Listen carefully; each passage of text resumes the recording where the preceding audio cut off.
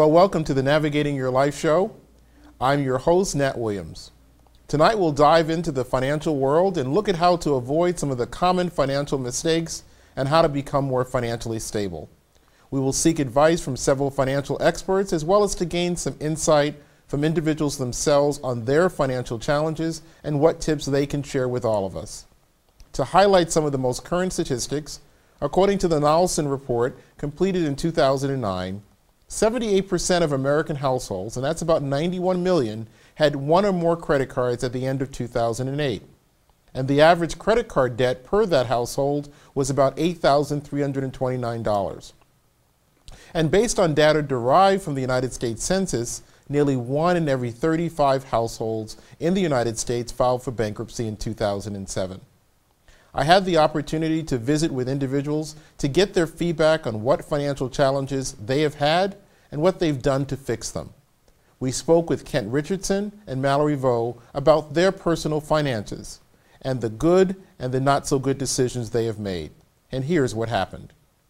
Well, Kent and Mallory, thank you so much for joining us tonight. We're going to have a conversation with you about common financial mistakes that people have made. You don't have to disclose anything that you can talk about in theory. About other people, of course, and we'll know exactly that you're talking about yourself. But again, thank you so much for joining us. When you have looked at your own finances and things that you could have done differently, what would be something that, in retrospect, you would have done differently now that you know what you know about some of your financial matters? For me, definitely in college, using credit cards. I was one of those people that got hooked in rather early. And if I could go back, I would have lived just spending cash. And when I graduated from college, I was almost $18,000 in debt. Wow. I didn't have any loans, student loans, but I had the credit card debt. Wow. And how easy was it to get a credit card back then for you? Oh, it's extraordinarily easy. I mean, I know credit's harder to get today. Sure. But you know, back then, they're on the campus just sitting there, and you just go sign up. And from what I've read, you know, college students are one of the best financial risks. Wow. And so when you left college, as you said, you had $18,000 worth of debt, and that had nothing to do related to your education per se. Fun during my education. Wow. Wow. And Mallory, what would you say if you had to look back, you would do things a little differently? For me, it would be choosing to go to community college for my first 2 years. I was one of those stubborn 18-year-olds who said, I'm leaving, I'm going away to school, I'm spending my 4 years away from home. Wow. And because of it, I could have spent, I figured it out, not even $7,000 for 2 years at a community college to get my associate's degree. And instead, I left my private Catholic 4-year institution with $90,000. And the $90,000, how many years do you have to pay that back? Well, luckily, I did get a small inheritance, so I still have about $63,000 now, but still a nice chunk. And I think I have 20 years. Wow. It's kind of like having a mortgage. Wow. And have you looked at your family tree to see anyone else that may expire relatively soon? We'll leave that part out. So you have a little friend here from the other show. All right. So you're looking at some of the challenges you've had with your finances. How did you fix them? How did you, I guess, you know, in your case, Mallory, you're working toward it and you have a couple more years to take care of it. How did you take care of your challenge, Kent? Well, I made a point to not eat out as much. You know, the things that are, you know, let's say a little frivolous, I cut back on those somewhat. And then I just always made a point that I paid off some of my debt every month. You know, my friends would say, hey, Kent, you know, I'd always say, well, I don't want to do that. I want to be able to pay off my credit cards. And so that was kind of my little mantra through my 20s. And so I didn't get it all paid off until my early 30s. Wow. As we get ready to wrap up, any advice that you'd like to share with our viewers based on what your journey has been that you'd want to share with them in conclusion? So Mallory, we'll go with you first. I think the biggest thing is to be able to say no. You do have the people out there, like he had said about how the credit card companies see you as a high risk, so they want to give it to you. And same thing with like mortgages. They tell you you can afford it, but then you don't think about, okay, well, you got to eat, you got to pay for your phone, you got to pay for this, that, and the other thing. You can have the house, but then you don't get anything else. So it's just important to not get roped in and to be able to say, no, actually, I can't afford that. So I think that's important, is just willpower and being able to say no, right, Wow. discipline. Very good. Kent, please, any final thoughts you have? Definitely, I would say to any parents that have their kids are in college, don't assume that because they're academically successful, and I went to UCLA, so I had good grades, that they necessarily know how to manage their finances. No, they're not one and the same. They're not one and the same. And I watched a documentary, I think it was called Maxed Out, and there were some kids that were very academically successful and got into debt, and parents shared how they committed suicide because they felt trapped. And I never felt that trapped. I always knew that worst comes to worst, you could always go bankrupt. That's far better than suicide. But I would say to parents, talk to your kids and say, you know what, how are you doing there? My parents just kind of assumed I would take care of it. I knew how to manage it. I didn't. Well, again, Kent and Mallory, I thank you so much for sharing your own personal story a little bit and giving some advice to our viewers. I'm sure it'll be very helpful to them. So thank you both. Thank you. Well, again, thank you so much, Kent and Mallory, for sharing their experience with us. We're now going to take a break, and when we come back, we'll talk with two financial experts. Stay with us. Are you ready to experience personal success in all 8 domains of life? Then join Dr. Nat Williams for the Absolutes of Success Weekend Transformation Program at Tucson, Arizona, and achieve your greatest potential. Registration includes a 2-night stay with meals at the beautiful Westward Look Resort. Register today, only $6.99, or register with a friend and pay only $9.99 with shared room. Call 1-800-810-3683 or visit absolutesofsuccess.com. Anthony, 15, loves to draw, and he dreams of going to college and then having a career as an artist. He especially enjoys drawing superheroes. Other pastimes include playing basketball, listening to rhythm and blues music, karaoke, watching cartoons on television, and going fishing. He's in the 10th grade, and he likes all of his classes, but math is his favorite. He has experienced many separations and losses and yearns to have a permanent family with either 2 parents or a single male parent. For adoption information, please access the National Adoption Center's website at www.adopt.org, or for further information specifically on Anthony, please contact Crystal Allen at callen@adopt.org. When caring about someone becomes caring for someone, there's help at your beck and call. For over 12 years, Beck and Call's in-home caregivers have been providing assistance with the activities of daily living, everything from mealtime to bathing, or just being there when you can't be. Being at home is important to them. Give them flexible assisted living services that come right to the door. Gain peace of mind. Call Beck and Call today at 570-426-7507. We look forward to your family becoming part of ours. Well, welcome back to the Navigating Your Life show.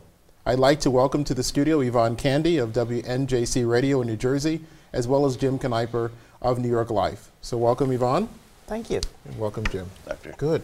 So I wanted to spend our time today talking a little bit about how to build some wealth. And I understand that both of you are experts in that. And Yvonne, why don't you share with our listeners and our viewers, what your expertise is in that area? Well, my expertise is how to have the mindset of building wealth. Building wealth is basically knowing what to do and how to do it, and putting that into action, putting a plan into action. So I suggest that people start with savings. And for instance, and I teach a lot about savings because people don't save enough in these days and times, and they don't really have too much of a saving pattern at this particular time. Wow. And Jim, please tell us what your expertise is there. Well, I've been with New York Life for 27 years, and we do all the financial products. I'm more into retirement planning, the 401k rollovers and stuff like that.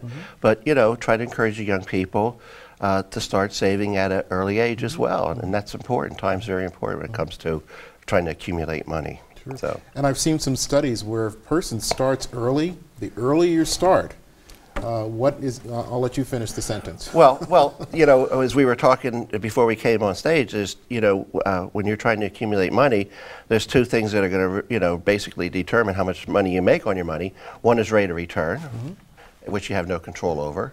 The other is time. And the one little sample that I was talking with Yvonne about was comparing a 25-year-old, and as I told Yvonne, these were old calculations, as you'll see from the rate of return, but a 25-year-old starting to save $2,000 a year at 8% old, at age 65 will have $559,000. A lot of 25-year-olds are probably not going to start saving money at that age. So let's go to 30. You go to 30, you're a little more mature at that point in time. Start saving the same $2,000 at the same 8%, all the way to age 65. That person's only going to have $339,000, $220,000 less for 5 years difference. And it gets worse. It does get worse. Very rapidly, you know, it starts degrading fast. And Yvonne, you talked about a mindset. Yes. What is one of the, you know, major things that a person has to do to prepare themselves to begin the journey of trying to make themselves more financially stable? What is the first thing that you suggest to a person to start changing their mindset? Well, you have to change your spending habits. You have to change the things that you do or that are causing you not to build your wealth.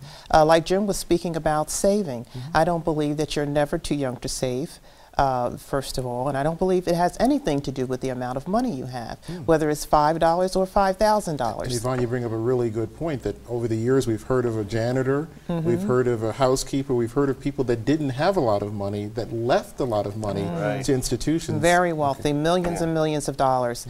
And so that's a good example. Because it doesn't matter if you make $5 or $5,000. It's having a plan in place, having a budget, having structure with your money, and having respect for your money.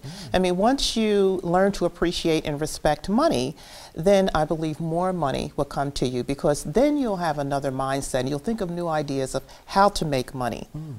Wow. What do you think of that, Jim? You know, I agree with her 100%. You know, it is a mindset, and the funny thing about it is, just share a real quick story with you. I used to live next door to a bar when I was a younger fellow. And every Saturday at 1 o'clock, a fellow used to come there and buy a 6-pack of beer, be back at 3 o'clock, buy another 6-pack of beer. And he would do that Saturday, and he would do that Sunday. Now, this particular individual was driving a very old car. He did this, he was like clockwork. Every weekend he did this. I'm thinking if he just had a little different mindset, he had the mindset that he was probably never going to have any money, so why even try to make the effort of having money? But if he had just a little different mindset and went out and bought a case or 2 cases of beer on Friday, the money he would have saved on that would have probably been $80. Now we're going back in the 70s, would have been about $80 a month. He could have bought a nicer car or whatever, uplifted his standard of living just by making the effort, you know, managing the money. But what I've found, and I think Yvonne will probably agree with me, a lot of people that don't have money think that they never can have it. So they make no effort to have it, you know, and you just have to have the mindset that, you know, that you're going to make the effort. And what I found out also, and tell me if you agree or disagree, what I also found out is that the more people seem to have or acquire, then the more they're motivated to have. And the more effort they make to save, you know, and you know, it's not even just about making money, it's also about saving money. You know, instead of going out and buying the jeans that we were talking about in the back row, maybe buy, you know, a jean that's $80, buy one that's $50 or $24, and then take that savings and put it away. You know, I was talking about this same thing with someone about motivation. And I was asking them, how do you get motivated to even go to the next step? Because first of all, you have to have a will and desire. And you have to have a will and desire to educate yourself, you know, to go out there and find this information. I think that's what this show is all about. So you want to know, how do you get yourself motivated? Well, first, you got to be around the right people, places, and things. I mean, you take a show like this. You know, people flip channels and they'll just flip right by the show. You know, why flip by the show when you can find out a wealth of information right here and put it into action and start building your wealth? And so often, as you mentioned, the issue of the show, a lot of times what we'll do will be a creature of habit. We'll watch the same show that we've already seen, know the outcome, as opposed to something that's new that you may not know the outcome just because that's where comfort is. Before we get ready to wrap up, I wanted to ask you, Jim, the products that a person should be looking for to make sure that they have the things to protect them. You mentioned, I think, life insurance, a 401k, but what are some of the things that should be on a person's radar screen to make sure that they have the ingredients that would help them to be protected? Well, you know, again, life insurance, I'm a strong believer in disability insurance. Your most valuable asset is your ability to earn money. And if you can't earn money, you can't save money. You know, so yeah, you have to cover the basics. You know, insure for the unlikely or the stuff that will most devastate you financially. Sure. And then once you have that in place, I then advocate that, you know, I try to get my clients to have 3 to 6 months of savings set aside to cover them in a, you know, a financial hardship, which, by the way, very few people do. All right. And then once you're there, you know, you have all your safety nets in place, then you can start going for the long-term financial planning, either for the college education or for the retirement planning. But I think having a chance to talk to a financial advisor is so very important, Right. wherever you are. Right. As a person that's maybe making $18,000 a year, or a person making, you know, $1.8 million, you need to be talking to someone to give you some advice and help you with some options. Definitely. Before we wrap up, I want to give Yvonne and you, Jim, a chance to share any closing thoughts you have with our viewers. Well, I like to say that it's very important to your financial wealth is to start a saving plan and a budget. You cannot know what's going in and out your pocket unless you know what's going in and out your pocket, and you have to pay attention to your budget and stick by that. I think once you do that and start the savings first, by all means and foremost, you will find yourself in a better position and will see yourself becoming to build that wealth that you want to desire. And wealth isn't all about, Matt, it's not all about money. It's all about having discipline, like I said, and appreciation for money, so you don't have to work hard to get money. Your money is working hard for you. Exactly. Good. Jim, anything you want to share? I agree with that 100%. And the one line that I really liked out of that was the fact that, you know, get your money so that your money is working hard for you instead of you working hard all the time. You know, and I call it lazy money. Try not, you know, after you accumulate the money, which is, you know, is the primary thing, you know, then try not to have it being too lazy as well. You know, try to maximize your yield within your comfort zone. And a friend once shared with me that it's so important when you get that paycheck that you find a way to pay yourself first. Exactly. Yes. And so many people do not do that. You know, they pay all their utilities and their rent and their Right. mortgage, but they don't put any money away for them. So I know that both of you would agree that that's so important. Yes. I agree. And that can be done automatically. Exactly. And a nice, easy way to do it without any thought at all is just you have your job deducted, or even your bank institution. They can take it out of one account and put it into another. So you don't have to think about it. You won't miss it. And it's there. And the only way that you would touch this money is a life or death situation. You know, and start other plans. I mean, you know, when you talk about taking care of yourself, take the vacation.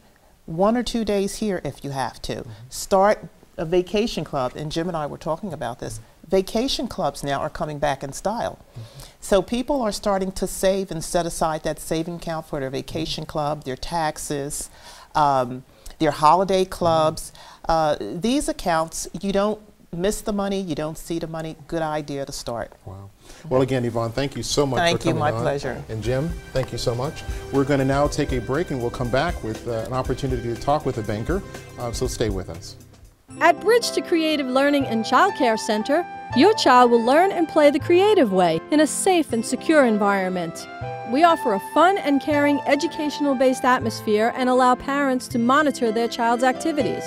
We are a state-licensed childcare center offering academic preparation, after-school programs, creative learning, summer activities, and much more. Call us at 610-351-7400. Prepare your child for a brighter future.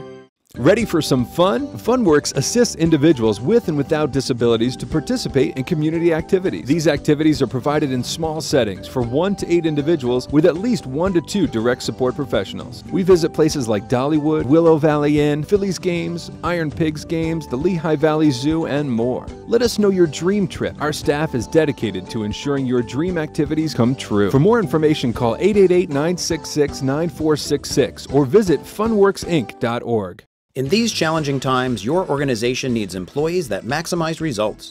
HumanWorks Training and Educational Services provides results-focused seminars for your staff. Topics include management and motivating employees, stress management, team building and leadership skills, and cultural diversity. Register today, just $89.99 or $75 for chamber members. Call 484-893-5057 or visit hwtes.com. Well, welcome back to the Navigating Your Life show. And now joining us is Wendy Lewis, who is with the Bank of America. So welcome, Wendy, to the show. Thank you. Good. And I understand your expertise is mortgages. Why don't you tell us a little bit about some of the things that people should be aware of as they look at their mortgage? I would say at this point for homeowners that have existing mortgages, they should really contact the corporate location if they're not going to be able to make a payment or be late on the payment, because once you make the payment late and do not contact the mortgage company, then you will go late on your mortgage, which will affect your credit as well. As to new buyers, it's a great time to buy right now. There's first-time home buyer tax credits that are incentive to the government, and pre-qualifying for a mortgage isn't as strict as the misconceptions are right now. It is more strict than it used to be, but there are still a lot of great programs out there, 100% financing programs that can really help homeowners get into new homes. So Wendy, when a person's looking at their mortgage, when should be the time that they look at potentially refinancing? I would say each specific scenario is different. If you have a larger loan amount, it can make sense to refinance to go 1/4% to 0.5% lower than what you have right now. Where lower loan amounts, it may make more sense to go 1% lower in interest rate from what you have now. There are people out there, I think, that have had a mortgage for a long period of time, and they take pride in saying that my mortgage began in 1999 and I have 20 years or 30 years to go, and they never consider refinancing. Is that a bright or a wise way to go when it comes to your mortgage? I would say no, because there are lower terms that you can go to. We do 10, 15, 20, 25, and 30-year terms. So if someone is paying on a 30-year mortgage, they've paid in 10 years, we would look at refinancing them to a 20 or a 15-year. I'm actually right now refinancing numerous people from a 30 to a 10-year because the interest rates on a 10-year are about 3.875 to 4%. Compared to what they had before, which was? Which is anywhere between 6.5% and 8.5%. Wow. That's a huge difference. So most of the time, because of the amount difference in the rate, the payment isn't that much higher, even though you're lowering your term from a 30-year to a 10-year. Wow. And so it's important to understand that there are so many options out there. And I think one of the things that to me is so important is for people to recognize whatever bank you choose, that should be a partner in your success on the financial side. And I think so often people just look at a bank as a place to do transactions. And I think that Bank of America and so many other banks want to be seen as more of a relationship. Absolutely. Would you agree? Yes, we pride ourselves on customer service. I have customers that I've been in the business for almost 9 years now. I've had customers that I've done 9 years ago, and I've now done their parents, their brothers, their sisters, their cousins, and it's all about, once you get comfortable with that person, you will tell everyone to call that person because you know that they've taken care of you, and they know that you will take care of their family and friends as well. And you mentioned earlier about people running into some problems, and again, I would think that's so important.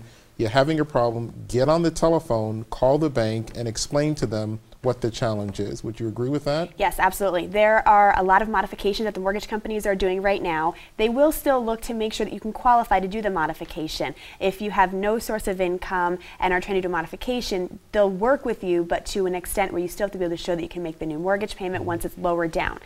So in those situations, yes, you always need to call the bank. Even if you're not falling behind, if you're getting close where you've maybe taken a job where you have less income and the payment's getting a little tight, again, call a mortgage loan officer. They can walk you through it. It might be better to refinance because, again, if you can get the interest rate lowered, and it may be able to lower that payment to where you're comfortable, and then you won't have to worry about falling behind on your mortgage. Sure. And again, the banks offer so many different products, and a lot of times because they come on and they come off, you may not be aware of them. And if you have to be in contact with your bank, just to hear about the different things that are available to them. Yeah. Anything else related to mortgages that you want to share with our viewers? I would just say, again, right now is a great time to buy and to sell. They've also extended the first-time homebuyer tax credit to current homeowners. If you've lived in your house for 5 years as your primary residence, you now are eligible to qualify for a $6,500 tax credit. Wow, wonderful. Well, Wendy, thank you so much for coming in and sharing with our viewers your insights. Thank you. Thank you for having me. Good. We're now going to take a quick break and we'll be right back. Enrich your life at Sacred Heart Villa, situated atop Mount St. Michael on 40-plus scenic acres. Our caring staff includes missionary sisters and on-site licensed nurses 24/7. We offer medical reminders as well as dispensing medication and transportation to medical appointments. With excellent food, fun events, a spacious hall, safe rooms, and much more, your life will be enriched. Call 610-929-5751 or go to sacredheartvilla-readingpa.org. As we all know, the job market is difficult to penetrate. Please look at the short resume on the screen and contact the email address below if this person's skills is of interest to you or your company. Let's help him get back into the saddle.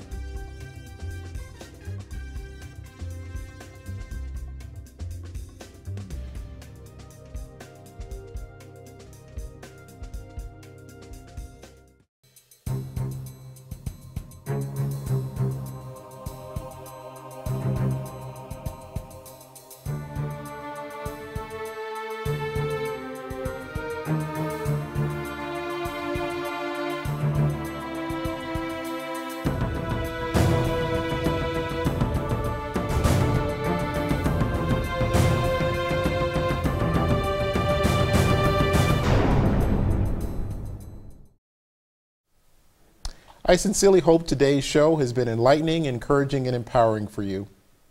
During a time when our economy has affected the pockets of many Americans, we all need to be responsible, to take control, and to act on improving our finances. Whether it's seeking the help of a financial advisor or as simple as creating our own personal budget, planning is the key to financial stability. It is believed that with the right resources, we can all avoid even the most common financial challenges. I'm looking forward to having you join us next week when we will be discussing innovative tips for traveling with kids. You won't want to miss that show. I sincerely thank you for spending time with us this evening, and I wish you the very best. A list of resources related to today's show is available on our website, which is navigatingyourlifeshow.com. On this site, there is a connection to our Facebook and Twitter pages and to our blog. While you are there, you can also email your comments on today's show or share ideas for future shows.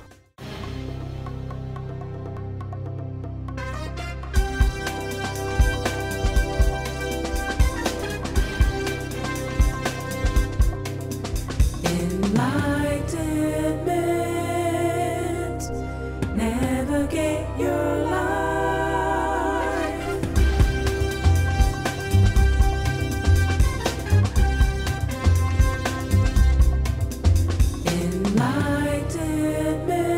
Enlightenment, navigate your life.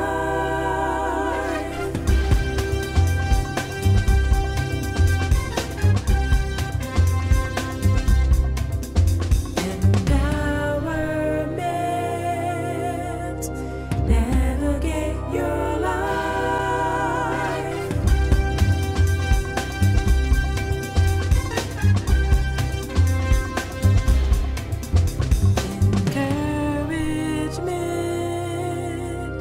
Encouragement.